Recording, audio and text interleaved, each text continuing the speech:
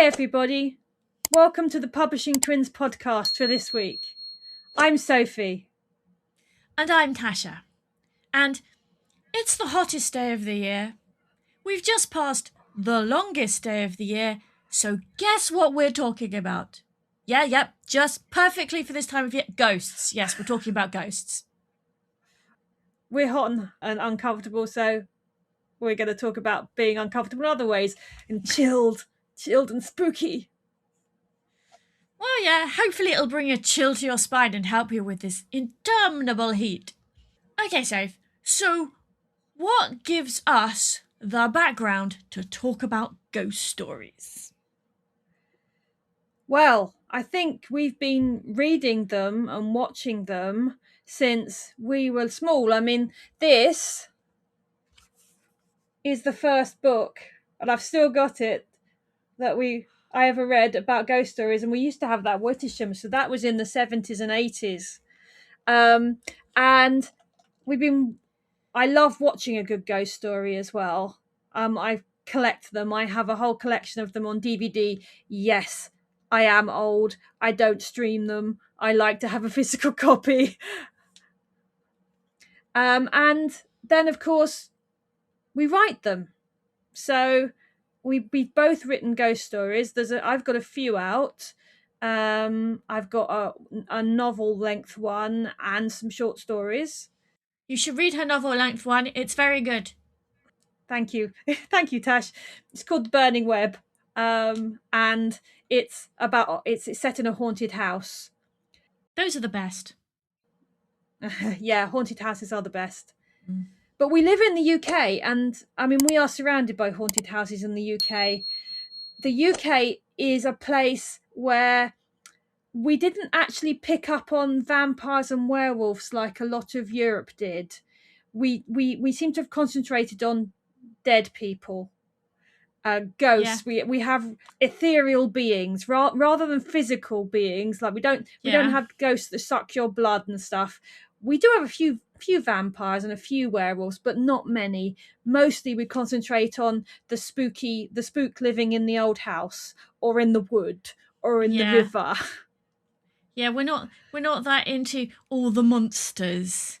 So you're not gonna have the vampire crawling out of your basement or the werewolf stalking the woods. You're more likely to go in a haunted house and have some ghoulish thing come towards you, which is like, yeah. Or throw something at you. We do have a lot of poltergeists as well, don't we, in the UK? Before we actually get to talking about what we think ghosts are, I think we ought to come clean and say what we actually believe about ghosts, Tash. So, do you believe in ghosts? Yes. Yep. Had one talk to me, so yep, I believe in ghosts. And you get that too many experiences not to believe. Never seen one, though. Quite glad about that, actually. Yeah, I've never seen one. I think I probably would run very fast in the opposite direction. I am a coward at heart. I am not brave. I would not be like the ghost hunters who happily walk around haunted buildings and do the measurements and stuff like that. That's not me. I watch people do that, but that's not my background. I agree. I believe in ghosts just like you. I mean, we lived with one, didn't we? So there's lots of experience. Yes. We'll talk about living with ghosts later, shall we?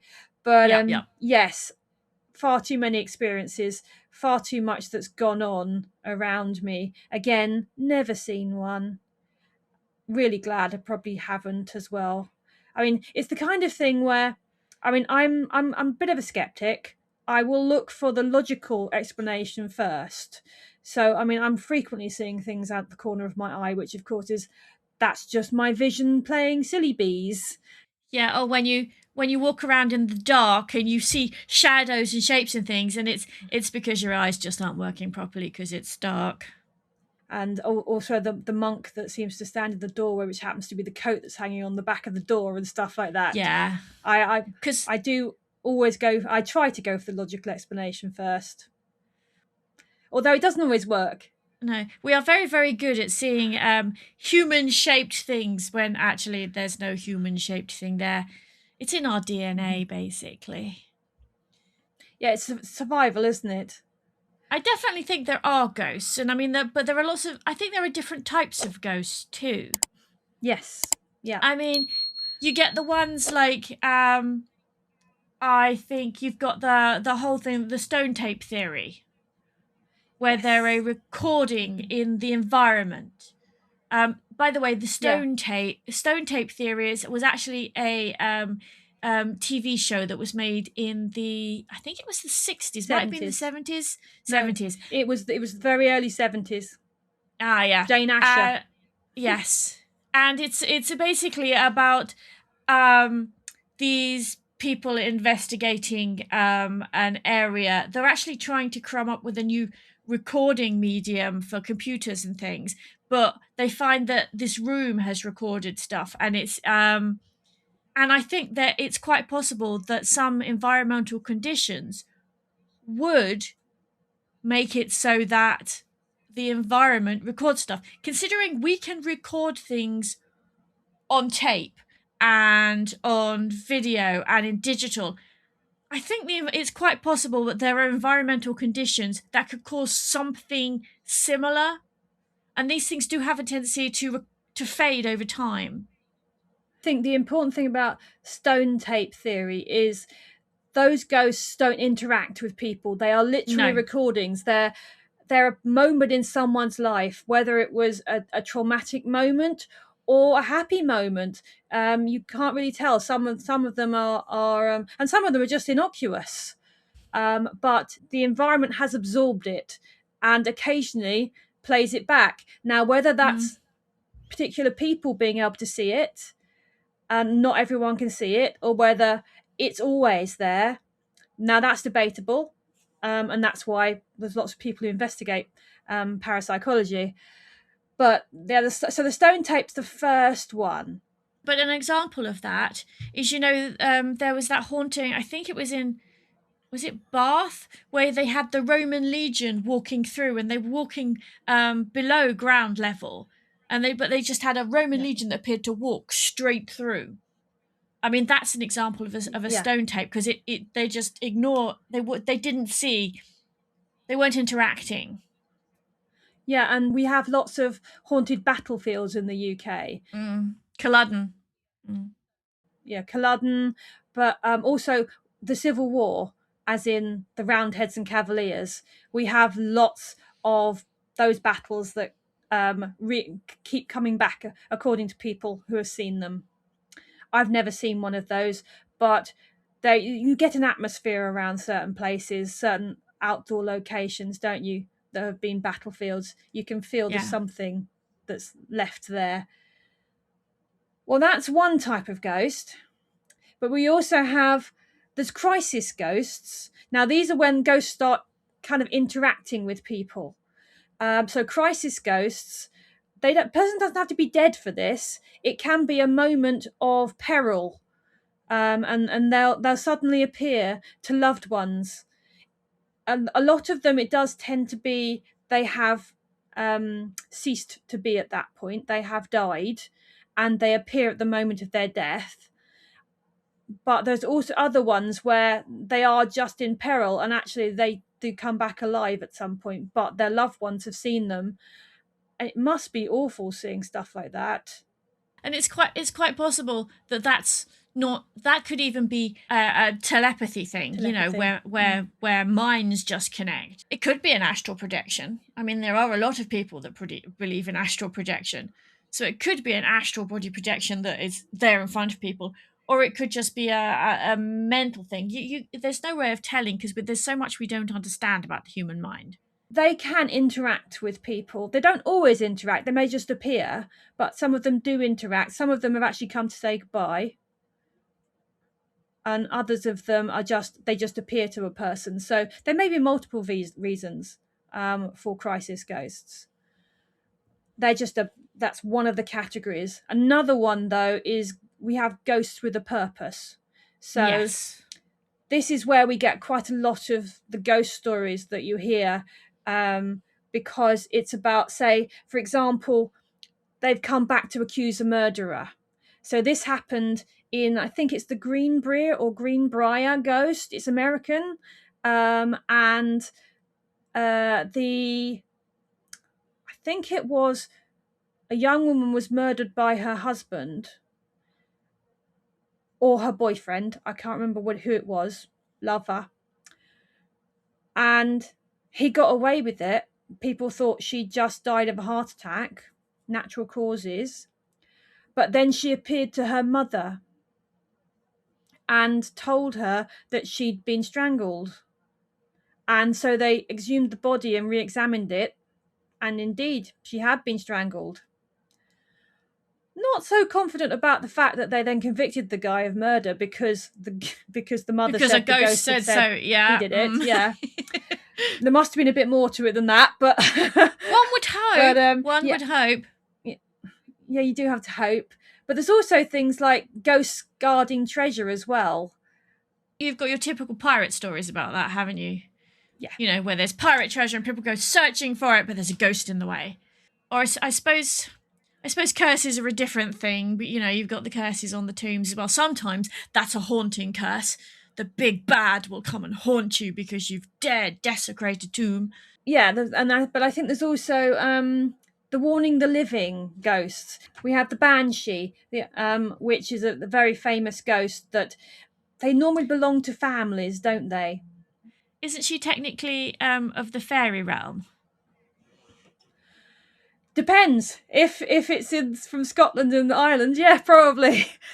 But the banshee can actually be a ghost. We also have things like ghost hounds that belong to families and appear when a member of the family is about to die.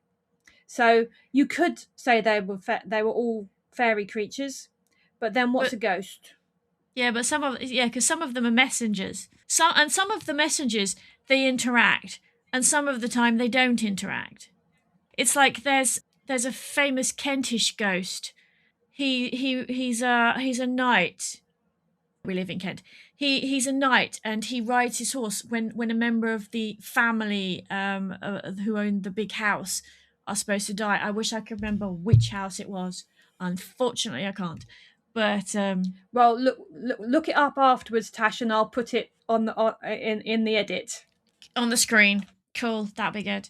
Okay, so they're kind of family entities, and I suppose you can call them helpful if they're warning you of a death, but then you've got the malevolent entities. Oh yeah, the poltergeists and the evil ghosts just want to terrorize the living, apparently.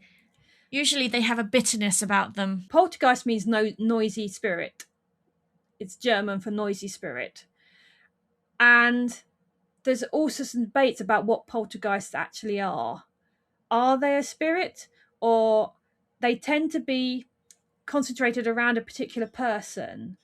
And there are some suggestions it could be the person unconsciously doing it themselves. So it's psychic ability rather than ghosts. But it really is a question of that's kind of a toss up to me, because that's both of those. There's no proof for either, and it's a case of, do you believe in them? They're often associated with teenagers or people going through a huge crisis in their life. So it is quite possible that there are teenagers out there who can psychically project and do stuff without realizing it, which I think is really cool. Actually, I think that would be awesome. But I always wanted telekinesis. You know, sometimes stare at a penny and see if it'll move. But you know, because I think that would be really cool. I remember Return from Witch Mountain. I wanted those abilities. Yeah. That's a Disney movie, folks. Disney movie from the 70s. Yes, go look it up. And it was not the Escape to Witch Mountain with The Rock. That was a remake. Shall we talk about some famous ghosts? Oh yes, let's have some famous ghosts. One thing we seem to like to identify and name our ghosts. So if there's a spirit wandering around in a famous building, one of the first things we tend to do is try and link it to someone who was famous as well in that building. It's like Anne Boleyn appears all over the southeast, because of places where she lives. Because she was born. Was she born at Hever Castle? I think it was her childhood home, wasn't it? And she appears at Christmas Eve, doesn't she? Something like that, in the gardens, and Yeah. walks around. But we've also got she appears in the Tower of London as well. I think she was responsible for getting a guard court-martialed because he fainted and was therefore dereliction of duty. He did try and explain it. I'm not sure if they believed him or not. But Yes. we've got other famous females as well. There's quite a lot of famous females that. Oh, there are. Yeah. Because we have the Brown Lady of Raynham Hall in Norfolk as well. She's really famous because there's a photo, and if I can find it again, I'll put it in the edit and share her picture. It was done by a photographer, I think, for Country Life. It was one of those magazines, and they were taking photos of the house, and he saw a figure coming down the stairs and took the photo. It's also one of the most disputed photographs, though, because people go, yes. that's fake. Yes. Everyone says, that's been faked. Now, it used to give me the creeps as a kid because it's in most of the ghost books. I think it's in this one. It's in every ghost book, I think. Yeah, I'm pretty sure it's in there. It's in that one. And, of course, that's... it's just creepy. I mean, ghost pictures are creepy anyway, and there are lots and lots of ghost pictures. There's lots of them which are absolute bunkum, of course, because that's the strap hanging over the camera and stuff like that. There's lots of those that can be easily debunked. Also, but there's a lot of them actually from the 80s, and the reason there's a lot from the 80s is because of the Polaroid camera. Oh yes. Like that one where the figure's coming out of the out of the ceiling. Yeah, that's a Polaroid, isn't it? I think so. Yes. And also, I think I suspect if you get double exposures on Polaroids, they're really weird. Yeah, I mean, we've got a few photos of us in the 70s which are double exposures. That if we didn't know, we know where the other picture came from, so we can see the double exposure, and we can see, so we know they're not real, but yes. They are still pretty spooky. What we have to explain here is that things weren't always digital. For the younger crowd, things weren't always digital. You used to have to put film in the camera, and every now and then, the little mechanism that turned it to the next bit of film so you could didn't work. So you got two pictures in the same place on the negative. So when it was developed, you got a really weird picture. It's also, I mean, that is something that analog photographers have used in the past. I mean, the Victorians were very keen on fake ghost photographs, and they were using plates, so it was actually really a manual process to do that kind of thing. They also took pictures of the dead, so they're a bit obsessed with things like that. Ugh. Yeah, that's kind of creepy. Yes, I really wouldn't want to. I mean, they do have pictures of living people sitting next to dead people and stuff like that. That's one of the premises, one of the parts of the story for The Others, isn't it? Yep. The Others is a great story, and we'll not spoil it.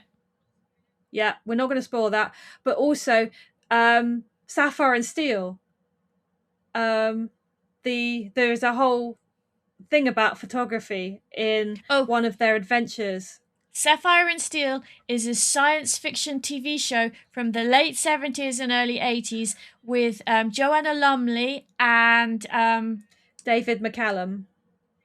And they're Sapphire and Steel, they're elements, and they get sent on to do missions to stop time breaking through and destroying reality, basically. And they're all every adventure. There's 6 of them, and every one of them is completely different. And one of them is all about photographs. Yeah, and it really is. I mean, and it's creepy. I mean, there is one that's actually got ghosts in it too. I mean, the photograph favorite one. Mm-hmm. Yes, it is. That's a very good one. But it's mainly about time. But very spooky. They're a really good watch actually. Yes, they have dated, but they've still got the core of the story, and you can still enjoy it.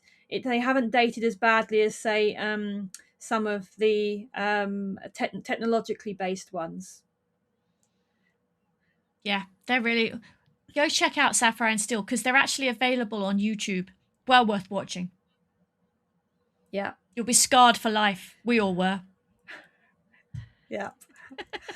Okay, back And to ghosts. We've seemed to have wandered off a bit.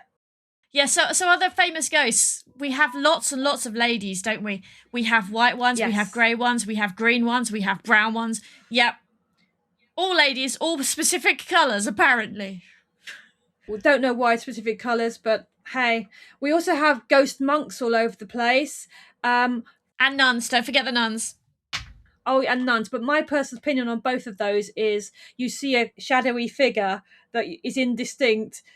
You can't make out most of it, so you think it's wearing a hood or a wimple or something like that. So I think there's quite a lot of indistinct ghosts that have been labelled nuns and monks. And we do have an awful lot of stories about monks and nuns falling in love, running away together, and then getting caught. And I think the monk usually came off better. He was usually just executed, but they used to wall the nun up. I think Borley Rectory has one of those. Oh yeah, I'm pretty sure Borley does. Yeah. Yeah, there's no abbey or anything nearby to Borley that could have caused it. But again, that's where I think okay, we just assumed it's a person in a habit. Is there anything Borley doesn't have? Probably not. Probably not. Thanks to Harry Price. There's supposed to be a beheaded drummer boy that walks around Dover Castle. Ooh, that's near us. Dover's just on the south coast. It was actually one of the big castles that defended us against the Nazis. Yes, but it's got lots of ghosts. Yes, it has lots of ghosts because it's got tunnels there that are Napoleonic as well. Talking about military ghosts, though, we have a lot of Cavaliers around, mainly in pubs. They did like a good drink, did the Cavaliers, and we have lots of them appearing in lots of local pubs. I mean, we have pubs are in the UK. Every village, to be a village, really has to have a pub, and there's most of them have at least one ghost. Sometimes 3 or 4. But yes, so they have a ghost, and the Cavaliers are pretty common. They and they appear in corridors normally. But talking of pubs, the White Horse at Chilham has one of the old rectors that pops up in the pub. Samson Hiram. We have to point out that the pub is in the churchyard, so you know he was onto a good thing there. Yeah.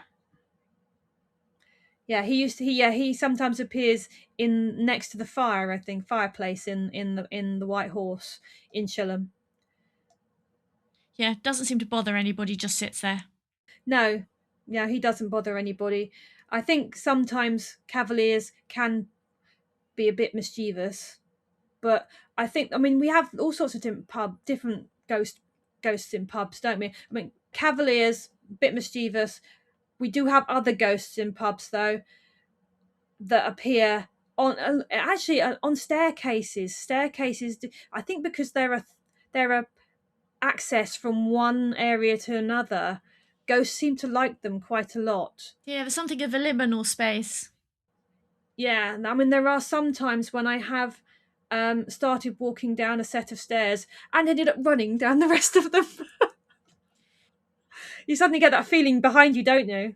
Yeah, but I wouldn't try that anymore because I'm liable to end up at the bottom far quicker than I actually want to if I try that. But you know, I do understand that totally. I've often had that creepy feeling down the back of my neck. I know it's just my imagination playing tricks, but sometimes you do just want to dash out of a room, don't you? Oh yeah. But I mean, we used to live with a ghost, didn't we? Yeah. We grew up with one at Wittegen. And we didn't really know about it to begin with.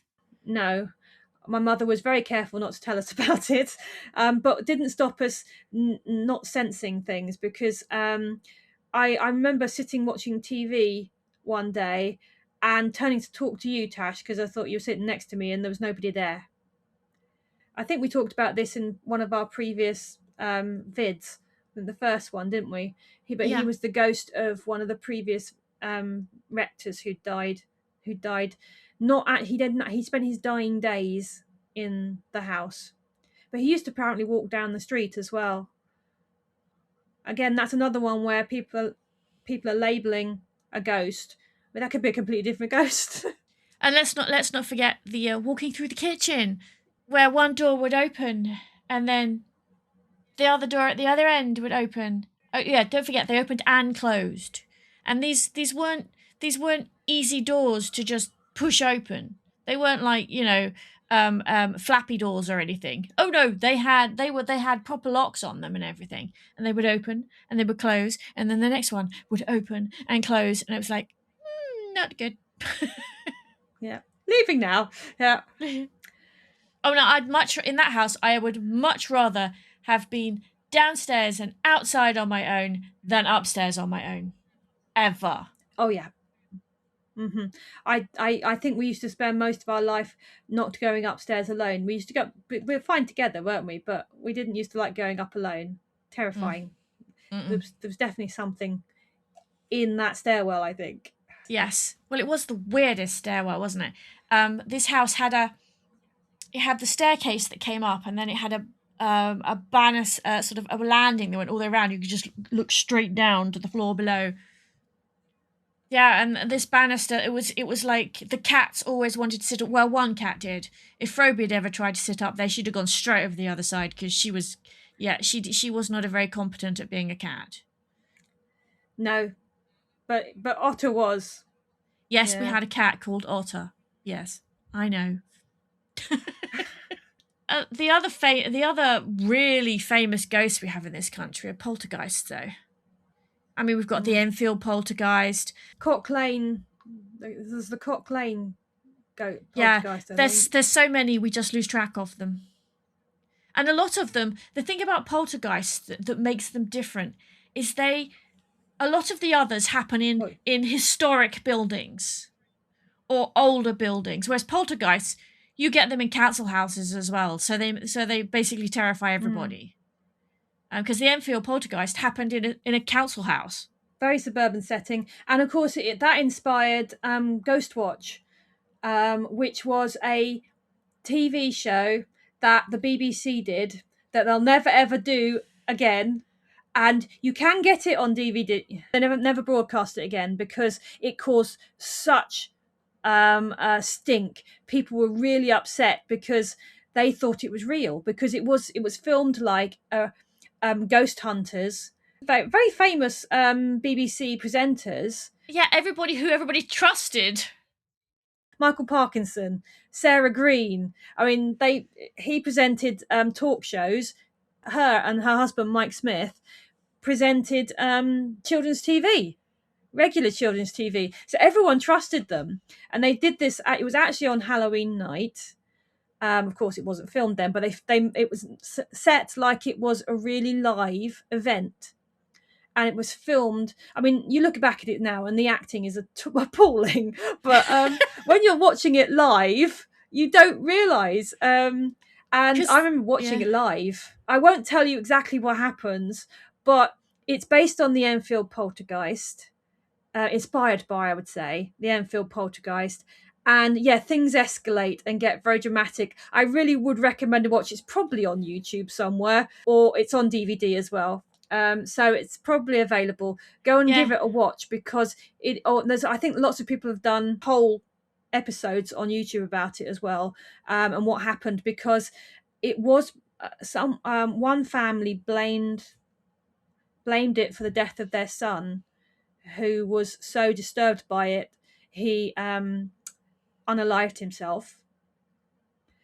But other people would just enjoyed being scared that day. But it was a play. It was, and if you saw the beginning, it actually said it was it was a play.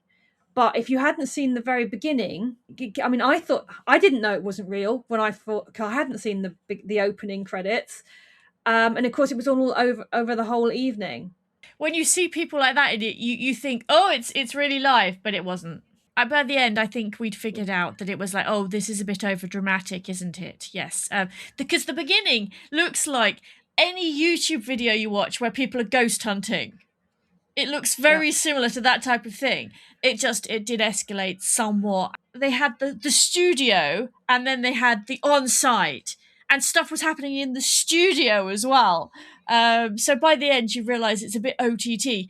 But if you were that way inclined, it could have scared the hell out of you. So yes, but it was Yeah, it was awesome, and it's such a shame they never got to show it again. I've got it on DVD, so I do watch it every so often, and it's just fun. I have it too. Yeah. I haven't watched it in ages. I really should watch it again. That would be fun. That underlines the reason we love ghost stories, isn't it? It's because they scare you. And they make the icy fingers climb up your spine. That's what I mean. Ghost stories, they are. I mean, there's many reasons people tell ghost stories. I mean, but one of them is to spook your friends. I mean, you're sitting around a campfire, you tell an urban legend or a ghost story. I mean, in the UK, it tends to be ghost stories because we have so many to pick from. I remember in Brownies, we used to try and scare each other, didn't we? Yeah, we had songs that were really spooky and scary and things. Brilliant campfire stories, but also they're used for dares and things as well, like do you dare spend the night alone in the wood, or the haunted wood, or the haunted house, or the old factory, or whatever your environment is. You can pick something out and dare your friends to stay there, and what you just scare yourself. I mean, a lot of those dares, you're more likely to end up with tetanus than you are to see a ghost, but the principle is still there. Also, isolated places get reputations, and sometimes ghost stories are literally used to scare people away from places that are dangerous. I mean, the whole tetanus thing. If you tell somebody there's a ghost in there and it's haunted, people are less likely to go in there. I mean, that's why you had curses on tombs and things. It was all to stop people going there. And that's why you have all of these ghost stories about graveyards and things, because people didn't want people trying to dig up the dead bodies and stuff like that. And also we have, and I think this is the world over, you get haunted roads. They tend to be ones that are fast moving or isolated. I mean, there's lots of different reasons for the roads, but we have one in Kent which is called Bluebell Hill, which actually is it's the road that joins the M20 with the M2, and it's a really steep hill and it's really windy. People used to try and go really fast down it, but that's not the reason it's haunted. It's not because of a crash. Yes, it's apparently haunted by a phantom hitchhiker, who is a girl who was involved in an accident there, but was run over by another car. I think that's the right story. There's lots of phantom hitchhiker stories. Isn't she the one? She was getting married. She was supposed to be going to her wedding. I don't know if she was getting married. I'm not sure quite how close it was. It probably depends on the version of the story we've heard. Yeah. Because I've heard lots of different versions of that one.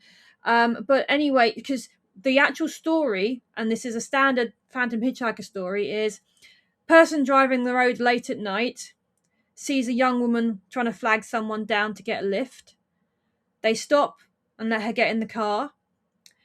Sometimes, if you listen to a story, she'll get in the back, not sit next to the driver. Sometimes she'll just sit next to the driver. Doesn't say a lot, just asks if you can take her home, and she'll tell you the address. Then there are two kind of versions of phantom hitchhikers. There is the version where if she's in the back seat, the driver sets off and then goes to talk to her in the back seat and she's not there anymore. Or there is the person takes her home, and this is what the Bluebell Hill one is. The driver takes her to where she wants to go and goes to knock on the door and say, I've got so-and-so for you. And they say, that's our daughter, she's dead or she died, and they don't tend to be surprised because it's not the first time it's happened. But I had the second one I was talking about, where there's a person can appear in the back of the car. Well, you don't actually just have to pick a hitchhiker up. Sometimes you just drive the road and they appear. And the road between Chippenham and Corston, which used to run along next to it had a wall, but it used to run next to a great big open park, which was just dark.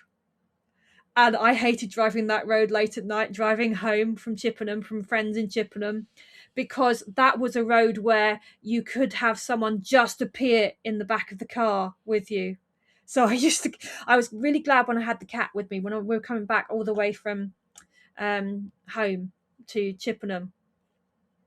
And I was really glad if I had the cat, because that was company.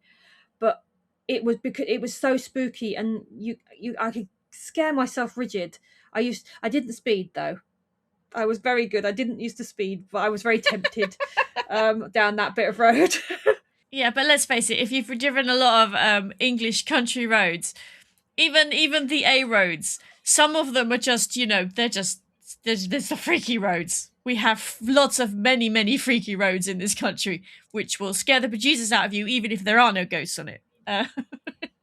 Yeah, and I have written I've written 2 Phantom Hitchhiker stories actually, because it's just such a great. Oh yes, it's just a great medium for telling that story, and you could put twists around it. I mean, I don't know if you've seen Bedlam Tash, no, which is about a guy who's psychic, and so he has to deal with ghosts all the time. But he does try and work with ghosts and stuff as well. But it opens, and all I'll say is it opens with a Phantom Hitchhiker story. Oh, I have seen it, but it's so long ago I don't remember it. There's a really good twist on the Phantom Hitchhiker in that one. We have so many ghost stories in the UK that I have a whole book that's literally just inspired by ghost stories of Kent. And there are 26 A to Z stories inspired by just ghosts in Kent. And that was by no means all the ghosts in Kent. We just have so many. And there's all over the UK as well. You collect them, don't you, Soph? You have all of these books from all over the UK. All of these are all UK ghost books. So, and wherever I go on holiday, I will collect a book. I'll have a look. I have so many now that I tend to find repeats. So, yeah, I do like collecting, because I like to find out what the local spooks are in the area. I don't read them late at night on my own very often. It's like I'm not allowed to read or watch ghost stories when Rob's away for work. Can't do it because otherwise I'd be sitting there all night going, I'm not turning the light off. I have scared myself writing my own ghost story. Oh yeah, that's always fun. When I wrote The Burning Web, I was home alone. Nobody else was home. Everyone had gone out, and I was sat at our dining table, and I was typing away, and I was writing a bit where I think it was the bit where the protagonist sees the ghost for the first time. And I was happily writing away, and then something moved upstairs. It was probably a cat. It might have been the wind. It might have just been the house settling. But I scared the bejesus out of myself. That's always so much fun. I turned all the lights on after that. You were writing. You were along the right lines if you managed to scare yourself. So yeah. So okay. So, what is your favourite real ghost story? I think the one that really sticks with me, so I won't call it my favourite one, but used to scare me a lot, is we used to go on holiday in Minehead, which is in on the edge of Exmoor in Somerset, and there is a ghost story in Minehead where there is a ghost that can appear in any of the houses in Minehead, and is said to preempt bad It's bad omens, bad tidings. It could be, I mean, in the old days it was shipwrecks and things, and bad weather, but she can also predict bad things happening to families. And we used to stay in a really old cottage up on North Hill in Minehead, and that's one of the places that she could have appeared in, and it used to scare the I used to try and not remember that one, because I was absolutely terrified sometimes, because I do think there was probably a ghost in that house, in that Oh yeah, cottage. it was a little bit creepy in places. Yes. Well, it I was mean, very it was a old, lovely so place to stay. Yeah, yeah, it was very absolutely old. I mean, it was beautiful. big thatched roof and everything. Lovely, lovely place to stay. Just like most places in the UK, if it's got any age to it, it's probably haunted. Yep. Oh, Yeah. So I think I have two favorite ghost stories. of course you do. Well, the ones that stick with me anyway. Um, the one of them is definitely the Screaming Skull, and I think actually we've got a couple of those in this country. But the one I remember, I think, is the one from, is it Yorkshire? Yes. And this lady loved this house so much she wanted to she wanted to remain in it, but they buried her, and then they had all of these bad things happening until they brought her head back in. And yes, lots of bad things happen if you take the head away. Yeah. It's Um, actually in Burton Agnes Hall, Tash. Burnt and Agnes, thank you very much. And the other one is the Hairy Hands, which is another Oh one. It's yes, another driving one where that's in people. this, I think. Yes, I think that's in that as well. I remember this Yeah. illustration where it had these big hairy hands. Yeah. These hairy Yeah. hands place themselves over a driver's hands whilst they're driving and tries to steer them off the road. That just freaks me out totally. Mm-hmm. So yeah, so those are the ones that really stick with me. Yeah, that one used to freak me out even before I could drive. Yeah, but then we did have to go in a car with Daddy, and he was a bit reckless anyway, so you know. Yeah, there may have been a hand controlling that, but that was to keep him on the road. Yes, I'm pretty sure the hand of God was just doing this to make sure that he was still alive. Okay, so ghost stories. So we've talked about quite a few. I mean, we live in the UK. We have a history of ghosts in the UK, but we're both writers. So for us, what makes a good ghost story? I think the main thing is it has to be creepy. It doesn't have to be downright terrifying, in your face jump scare stuff, but it has to be creepy. I mean, even if it's one of those feel good ghost stories that turns out to be, the ghost was there and was loving people and making sure they were all okay before they moved on. It still has to be a little bit creepy. Little bit creepy. I agree. I think that goes along with the an air of mystery, air of unknown. I think when you say creepy, I think you mean we don't fully understand what's going on, what's happening. And if it can make the hairs on the back of your neck stand up, That's the that's a good ghost story. definition of creepy. Hair standing up. Yeah, Or fingers walking up your spine. yeah. And I like ghost stories that we have to slowly find things out. Not necessarily step by step, like the ghost is telling you things, and it's it's about discovery. It could be personal discovery, so it could be someone who's working through their own problems or their own challenges, or it could be just a standard ghost story where it's trying to tell you something and you've got to work out what it's trying to tell you and what the truth is. Because I mean, when I've written ghost stories, I've written one that's actually I think I've got it on KU at the moment, which is it's also in paperback. It's about I've written one. It's set in a haunted house, and there's a mystery associated with a murder. Everyone thinks they know what happened and what the reasons were, what the legend says, but the legend is lying because the person that Yes. started it is was a bad guy. It's always interesting when you've got stories that have the local legend and then you've got the haunting, and they clash or they combine, and yeah, but it reveals more information, or it reveals the information is wrong or something like that. That's always sort of, what makes great hauntings. I am very fond of Japanese horror, but with a Japanese haunting, you have to understand nobody's making it out alive. If you watch those movies, nobody's making it out alive. Their ghosts are revengeful, aren't they? Yeah, the ghosts are vengeful, but it's not just that. It's the fact there's no way out.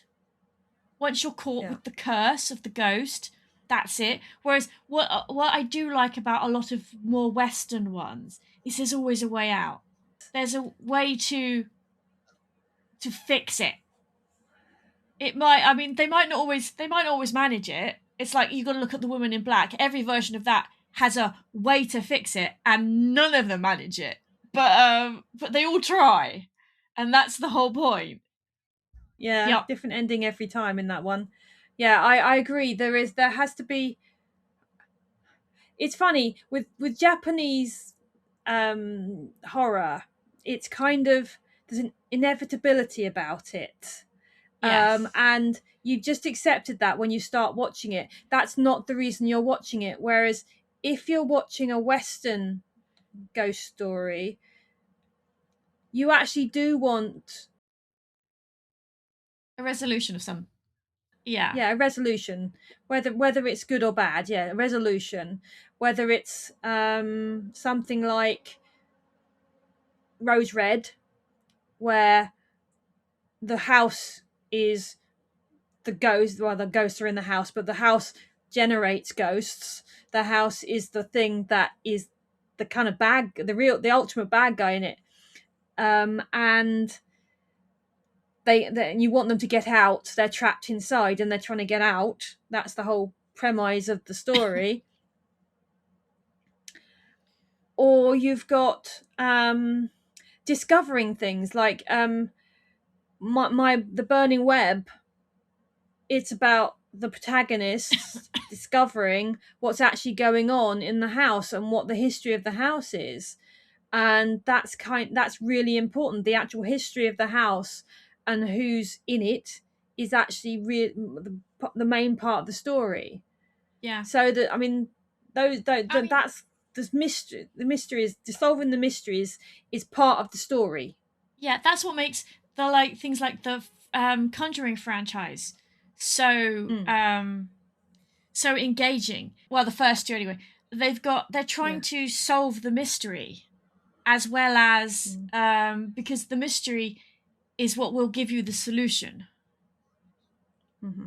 And yeah, I love stories like that, and that's what I look for in a good ghost story.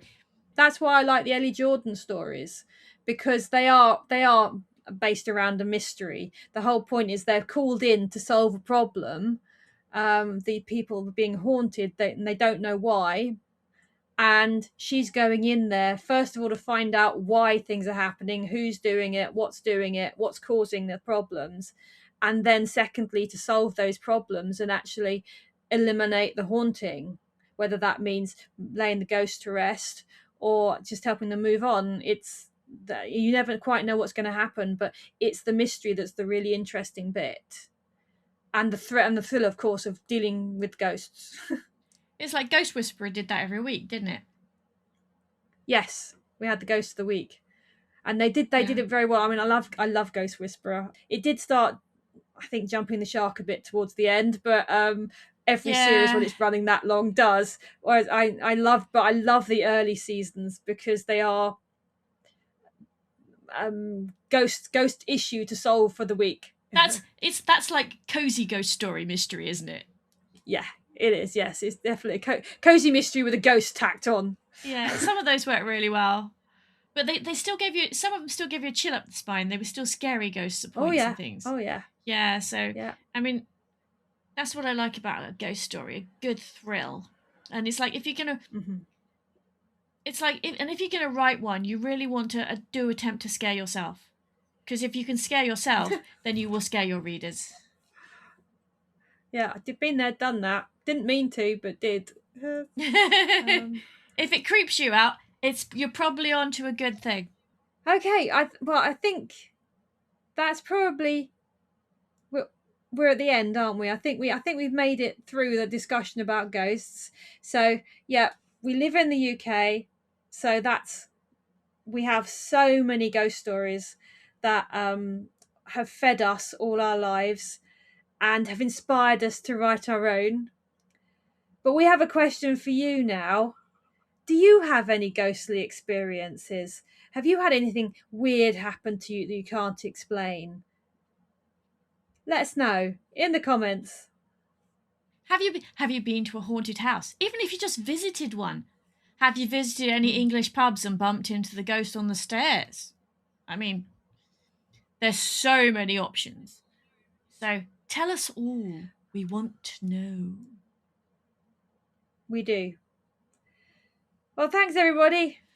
Thank you for Bye. listening. Bye bye.